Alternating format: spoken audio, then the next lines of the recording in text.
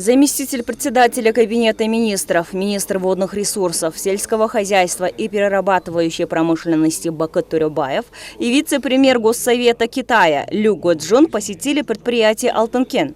Сначала состоялось рабочее совещание с руководством и коллективом предприятия. В нем обсуждались перспективы развития предприятия, также были рассмотрены основные вопросы. Среди них важными являются соблюдение экологической и промышленной безопасности.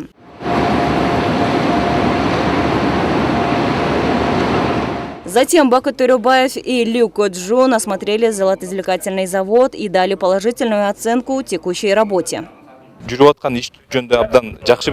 Работа оценена положительно. Отмечу, здесь трудится в основном местное население. Алтынкен вносит большой вклад в развитие экономики страны. Кроме этого, была оценена экологическая безопасность компании.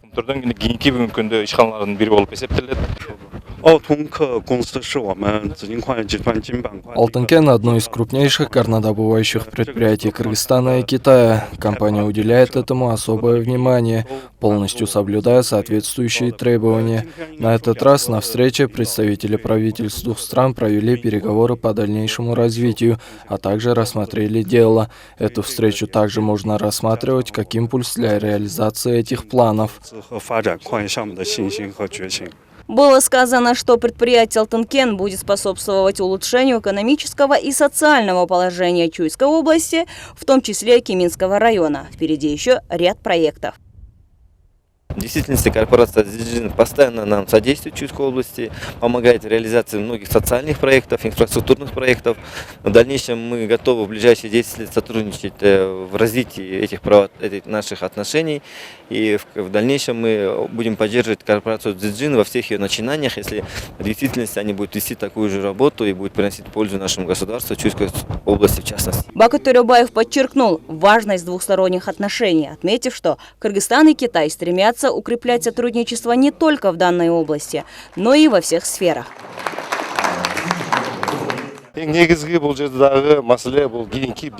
Основная цель – это добиться поставленных целей. Это совместно работать с Китайской Народной Республикой и сотрудничать в разных сферах для нашей экономики. В планах позаимствовать в данной сфере опыт и технологию. Следует отметить, что 40% акций Алтынкен принадлежат открытому акционерному обществу «Кыргызалтын», а 60% китайской корпорации «Циньцзинь». В прошлом году на предприятии добыли 4 тонны золота. Ожидается, что в этом году будет добыто такое же количество руды. Джанара Есенова, Ислом Мурзакова, Джумабай Исманалиев. УТРК Чуй.